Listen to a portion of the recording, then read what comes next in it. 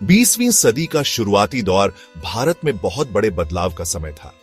अंग्रेजों का राज अपने उपनिवेशवाद के चंगुल में मजबूती से जकड़ा हुआ था, लेकिन आजादी के लिए तरसते हुए देश के विरोध का सामना कर रहा था।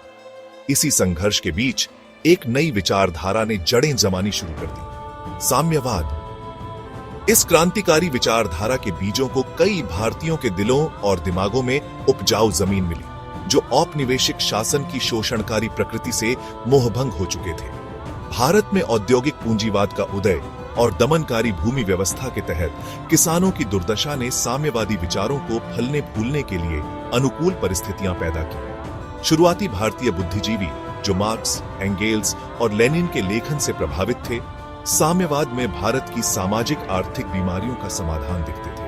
उन्होंने एक ऐसे समाज की कल्पना की थी जो शोषण से मुक्त हो, जहां उत्पादन के साधन लोगों के स्वामित्व में हो। भारत में साम्यवाद के ये शुरुआती अग्रदूत, जिनमें से कई ने विदेशों में पढ़ाई की थी और समाजवादी आंदोलनों की परिवर्तनकारी शक्ति देखी थी, उन्होंने खुद को अध्ययन मंडलों और चर्चा समूहों में संगठित करना शुरू कर दिया।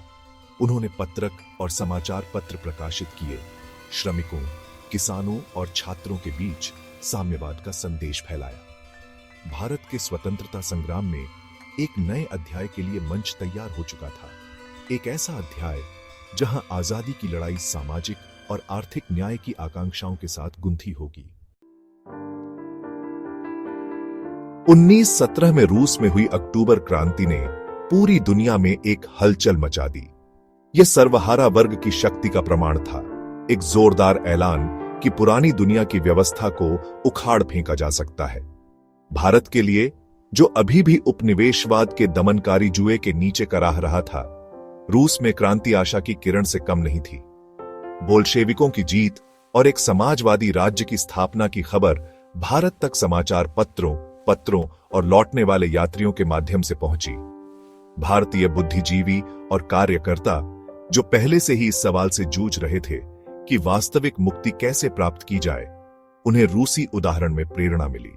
जारशाही के अत्याचार को उखाड़ फेंकने और स्थापित व्यवस्था को चुनौती देने में बोल्शेविकों की सफलता ने आजादी के लिए तरस रहे भारतीयों की कल्पना को जगा दिया। अक्टूबर क्रांति का भारतीय राष्ट्रवादी आंदोलन पर गहरा प्रभाव पड़ा। इसने न केवल पश्चिमी पूंजीवाद और उपनिवेशवाद के लिए एक शक्तिशाली वैचारिक विकल्प प्रदान किया, बल्कि जनता को संगठित और एकजुट करने के व्यावहारिक सबक भी दिए। समाजवाद के बैनर तले श्रमिकों और किसानों को एकजुट करने में बोल्शेविकों की सफलता भारतीय क्रांतिकारियों के दिलों में गूंज उठी, जिन्होंने इस मॉडल में अपनी मुक्ति का मार्ग देखा। अक्टूबर क्रांति का प्रभाव केवल वैचारिक ही नहीं था, इसने भारतीय क्रांतिकारियों को कार्य करने के लिए प्रेरित किया, जिसके कारण 1925 में भारतीय कम्युनिस्ट पार्टी यानी सीपीआई का गठन हुआ। सीपीआई उन विभिन्न कम्युनिस्ट समूहों और अध्ययन मंडलों से उभरी जो पिछले वर्षों में देश भर में उभरे थे। सीपीआई के संस्थापक सदस्य विभिन्न पृष्ठभूमि के लोग थे, जो मार्क्सवाद लेनिनवाद के प्रति अपनी प्रतिबद्धता और भारत की वास्तविक मुक्ति प्राप्त करने के लिए एक समाजवादी क्रांति की आवश्यकता में अपने विश्वास से एकजुट थे। वे अलग अलग पृष्ठभूमि से आते थे, छात्र, ट्रेड यूनियनिस्ट, पत्रकार और बुद्धिजीवी। सीपीआई का गठन भारतीय इतिहास में एक महत्वपूर्ण मोड़ था। इसने देश के राजनीतिक परिदृश्य में एक नई और शक्तिशाली ताकत के उदय का संकेत दिया, एक ऐसी ताकत जो आजादी के लिए भारत के संघर्ष और सामाजिक न्याय की तलाश के प्रक्षेप वक्र को आकार देने में महत्वपूर्ण भूमिका निभाएगी। सीपीआई ने अपनी स्थापना से ही राष्ट्रीय मुक्ति के लिए संघर्ष को सामाजिक और आर्थिक मुक्ति के संघर्ष से जोड़ने का प्रयास किया।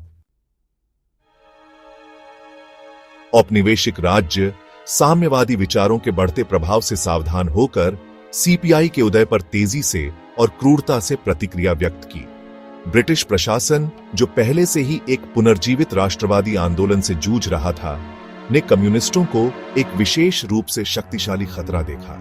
उन्होंने जनता को एकजुट करने और उनके शासन की नींव को चुनौती देने के लिए कम्युनिस्ट विचारधारा की क्षमता को पहचाना। औपनिवेशिक सरकार ने सीपीआई के खिलाफ दमन की लहर अनलीस्ट कर दी।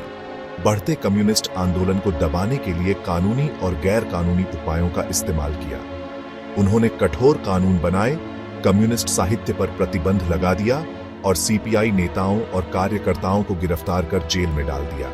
सीपीआई को दबाने के लिए अंग्रेजों द्वारा नियोजित प्रमुख रणनीति में से एक थी साजिश के मामलों का निर्माण। ये मामले, जो अक्सर फ्लिमसी सबूतों या मनगढ़ंत आरोपों पर आधारित होते थे, कम्युनिस्टों को बदनाम करने, उनके रैंकों में भय पैदा करने और उन्हें व्यापक राष्ट्रवादी आंदोलन से अलग थलग करने के लिए डिजाइन किए गए थे।